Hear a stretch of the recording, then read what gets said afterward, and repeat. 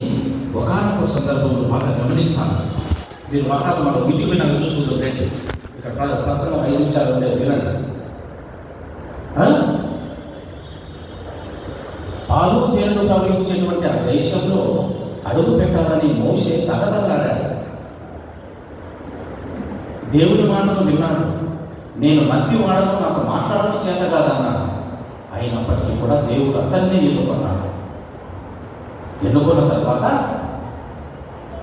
ఎప్పుడు కూడా దేవుడు చెప్పినటువంటి మాటనే విన్నాడు. ఎప్పుడు కూడా దేవుడు చెప్పినటువంటి మాటనే విన్నాడు. ఒక్క సందర్భంలో మాత్రం దేవుడు చెప్పినటువంటి మాటను జవదాటాడు. అది ఎక్కడ అంటే, ఇశ్రాయేలు ప్రజలు మాకు దాహం అవుతుంది, మా దాహాన్ని తీర్చు. మేము ఐగుప్తు దేశంలో ఉన్న బాగుండేది, ఆ రాజులు మాకు దాహాన్ని ఇచ్చేవారు. ఈ ఎడారిలో మమ్మల్ని దాహంతో చంపివేస్తూ ఉన్నామని దేవుడిని మోషేని చెప్తారు. అప్పుడు మోషే ప్రార్థన చేస్తాడు.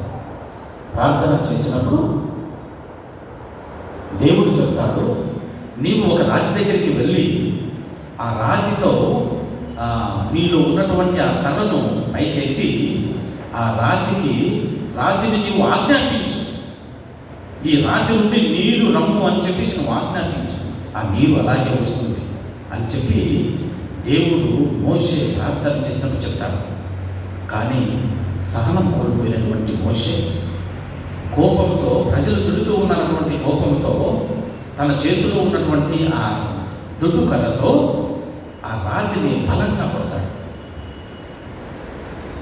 ఎప్పుడైతే బలంగా కొడతాడో ఆ నీరు ఆ రాత్రి నుండి వస్తాయి, ప్రజల యొక్క దాహాన్ని తీరుస్తాడు. అయితే ఇక్కడ దేవుడు ఒక మాటను చెప్తూ ఉన్నాడు, మోషే నేను నీకు చెప్పినటువంటి మాట ఏమిటి? నేను ఈ రాతిని ఆజ్ఞాపించమని చెప్పాను, నీవు ఈ రాత్రిని నీవు కొట్టావు. అంటే నన్నే నువ్వు సాక్షాత్తు నా మాటను నీవు విధేయించలేదు. అయినప్పటికీ కూడా ప్రజలందరి ముందు నా సేవకుడు, ప్రజలందరి ముందు నా బిడ్డ అవమాన పాలు కాకూడదన్నటువంటి ఉద్దేశంతో ఆ రాత్రి నుండి నేను నీళ్లు పుట్టించాను. అయితే నీవు చేసినటువంటి ఈ పాపానికి నీవు ఐగుప్తు దేశం, పాలస్తీనా దేశం అడుగు పెట్టలేవు అని చెప్పేసి చెప్తారు. చూడండి, చిన్న తప్పు, ఒక చిన్న తప్పు. పాలస్తీనా దేశంలో అడుగు పెట్టలేవని చెప్పేసి చెప్తాడు దేవుడు. అప్పుడు మోషే వెక్కి వెక్కి ఏడ్చి కృంగిపోతాడు. దేవుడు మోషేను ఒక ఉన్నతమైనటువంటి పర్వతానికి తీసుకొని వెళ్ళి అక్కడ నుండి, నీవు అడుగు పెట్టాలని కళ్ళు కంచున్నావు కదా పాలస్తీనా దేశంలో, ఆ దేశాన్ని దూరం నుండి నేను నీకు చూపిస్తూ ఉన్నాను, చూడు అక్కడ నీవు అడుగు పెట్టగలవు.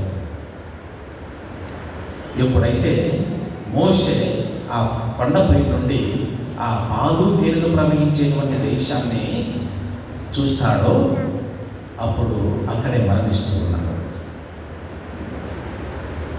చిన్న పాపం, తన కోరికను తీర్చుకోలేకపోయాడు.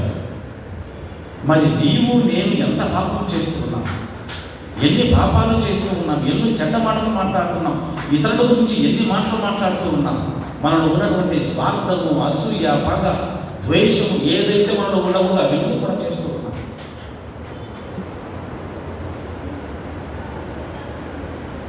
మరి మనము ప్రతిరోజు కూడా దివ్య సప్రసాదాన్ని స్వీకరిస్తూ ఉన్నాం.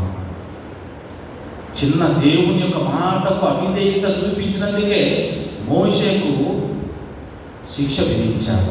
మరి పాపము చేస్తూ ఉన్నటువంటి మనము మనలోనికి దేవుడు ప్రతిరోజు దైవదూతలు పూజించేటువంటి ఆహారాన్ని ఈ పాపపు శరీరంలోనికి స్వీకరిస్తూ ఉన్నాం. మనం మరణించడం లేదు, చనిపోవటం లేదు, బ్రతుకుతూనే ఉన్నాం, పాపముతోనే బ్రతుకుతూ ఉన్నాం. పవిత్రమైనటువంటి క్రీస్తు ప్రభువు శరీర రక్తాలను స్వీకరిస్తూనే ఉన్నాం. ఇక్కడ చరిత్ర ఏం చెబుతుందంటే, పాలు తేనెలు ప్రవహించేటువంటి దేశం అంటే నిజంగా పాలు తేనెలు లేకపోతే నీరు ఎక్కువగా ప్రవహించేటువంటి దేశం కాదు. Jerusalem during the time of Jesus అనేటువంటి ఒక పుస్తకం ఉంది. ఆ పుస్తకంలో చాలా చక్కగా వివరిస్తారు. పాలు తేనెలు అంటే అక్కడ నీరు ఎక్కువగా ఉండేటువంటిది కాదు పాలస్తీనా దేశంలో. అయితే అక్కడ ఉన్నటువంటిది ఏంటంటే ఎక్కువగా మేకలు, బర్రెలు ఇవి ఎక్కువగా ఉండేటువంటివి. నీటి కన్నా ఎక్కువగా వారు ఈ పాలతోనే ఆనాటి ప్రజలు జీవించేటువంటి వారు. అప్పటి కాలంలో తేనెలు అంటే ఎక్కువగా వారు తినేటువంటి భోజనం ఏమిటంటే తేనెలు. ఎక్కువగా ఎండ ఉండేటువంటి ప్రాంతం అది. ఎక్కడ చూసినా కానీ తేనె తిట్టలు ఉండేటువంటివి. అందుకోసమే దేవుడు ఏం చెప్పాడంటే పాలు తేనెలు ప్రవహించేటువంటి దేశానికి నా ప్రజలు నేను తీసుకొని వస్తాను అని చెప్పాడు. ప్రియమైన సహోదరి సహోదరుడా, ఈ లోకము జీవించుటకు నేనిచ్చు ఆహారము నా శరీరం. బాగా గమనించండి. ఈ లోకము జీవించుటకు నేనిచ్చు ఆహారము నా శరీరం. ఈ లోకము జీవించాలంటే, ఈ లోకంలో నీవు నేను మనమందరము జీవిస్తూ ఉన్నామంటే కేవలము దివ్య పూజ వల్ల మాత్రమే మనం జీవిస్తూ ఉన్నాము. ఇది సత్యం. దీనిని గట్టిగా మనం విశ్వసించాలి. ప్రతి నిమిషానికి ఈ ప్రపంచంలో 200 నుండి 400 పూజలు చేస్తూ ఉంటారు. ప్రతి నిమిషానికి 200 నుంచి 400 పూజలు ప్రపంచం మొత్తం కూడా. అటు ఇటు చూసుకుంటే 180 పూజలు ఒక సెకండ్కి మొదలవుతున్నాయి. అంటే ఈ లోకము జీవిస్తూ ఉందంటే దివ్య పూజ జరుగుతూ ఉందని అర్థం. నీళ్లు ఉన్నాయని కాదు, భోజనం ఉన్నాయని కాదు, ఇంకా లేకపోతే గొప్ప గొప్ప వ్యక్తులు ఉన్నారని కాదు, రాజకీయ నాయకులు ఉన్నారని కాదు. కానీ కాదు, ప్రతి సెకను కూడా దివ్య పూజలు గురువులు సమర్పిస్తూ ఉన్నారు. అందుకోసమే ఈ లోకము జీవించుటకు నేనిచ్చు ఆహారము నా శరీరం. మనిషి జీవించడానికి కాదు, పక్షులు జీవించడానికి కాదు, జంతువులు జీవించడానికి కాదు, నీటిలో ఉన్నటువంటి ప్రాణులు జీవించడానికి కాదు. ఈ లోకమే, వీళ్ళందరూ కలిసి ఈ లోకము జీవిస్తూ ఉంది అంటే నేనిచ్చు ఆహారము నా శరీరము. నీ పితరులు మన్నాను భుజించారు, వారు మరణించారు. నేను ఇచ్చేటువంటి ఆహారం తినేటువంటి వ్యక్తి ఎప్పటికీ కూడా మరణాన్ని చవి చూడడు. ప్రియమైనటువంటి సహోదరి సహోదరుడా, జీవము గల తండ్రి నన్ను పంపెను, నేను తండ్రి మూలమున జీవిస్తూ ఉన్నాను. అలాగే నన్ను భుజించేటువంటి వ్యక్తి అంటే క్రీస్తు ప్రభువు శరీర రక్తాలను స్వీకరించేటువంటి వ్యక్తి నా మూలమున జీవిస్తానని అంటున్నాను. చూడండి ఎంత గొప్ప మాట. చాలామంది ఇక్కడ రోగాలతో, జబ్బులతో, వ్యాధులతో, సమస్యలతో, వేదనలతో ఇవన్నిటితో మనం ఉంటాం. మనం జీవిస్తూ ఉన్నామంటే నన్ను భుజించువాడు నా మూలమున జీవించును. చాలామంది ఇక్కడ ప్రశాంతత కోసం వస్తాం. ఇంట్లో గొడవలు అవుతూ ఉంటాయి, ఇబ్బందులు అవుతూ ఉంటాయి, మనస్పర్ధలు వస్తూ ఉంటాయి, అనారోగ్యాలు వస్తూ ఉంటాయి. గుళ్ళోనికి వస్తే ప్రశాంతత కోసం మనం ప్రార్థన చేస్తాం. ఈ ప్రశాంతత నీకు వచ్చిందంటే అది క్రీస్తు ప్రభు శరీర రక్తాలు మాత్రమే. ప్రియమైనటువంటి సహోదరి సహోదరుడా, అలాగే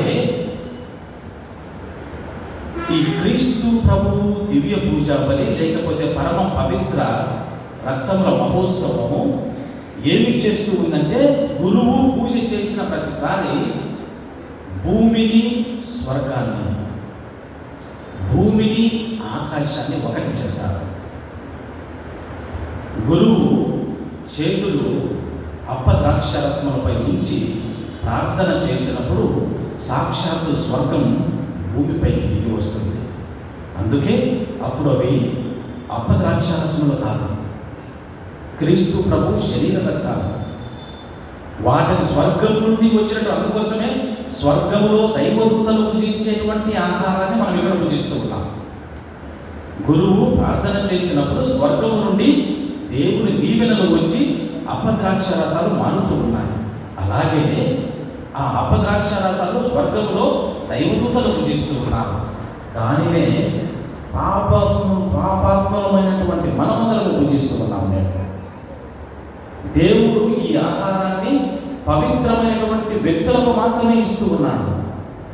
కానీ దేవుడు మన పాపాలు తెలుసుకొని, మనము పాపంతో జీవిస్తూ ఉన్నామని తెలుసుకొని మనకు కూడా ఈ యొక్క భోజనాన్ని ఇస్తూ ఉన్నాడు. అంటే దేవుని యొక్క ఉద్దేశం ఏమిటంటే ఒకటే, ఏదో ఒక సందర్భంలో ఏదో ఒక సమయాన నా బిడ్డ మారిపోతాడు. నేను నా బిడ్డను నా హక్కున చేర్చుకుంటాను. తల్లి తండ్రి మరిచిన నేను మాత్రం నిన్ను మరువను, నేను నిన్ను అనాథగా వదిలిపెట్టను అని చెప్పి దేవుడు యొక్క సందేశాన్ని ఇస్తూ ఉన్నాడు. ప్రియమైనటువంటి సహోదరి సహోదరుడా, ఇశ్రాయేలు ప్రజలు ఐగుప్తు దేశంలో గొర్రెపిల్లను చంపి ఆ రక్తాన్ని ద్వారానికి పోయడం ద్వారా వారు రక్షింపబడ్డారు. అలాగే నూతన గొర్రెపిల్ల అయినటువంటి క్రీస్తు ప్రభు శరీర రక్తాలను మనము స్వీకరించడం ద్వారా మనం రక్షించబడుతున్నాం. అందుకోసమే యేసు ప్రభువును గొర్రెపిల్లతో పోల్చాము.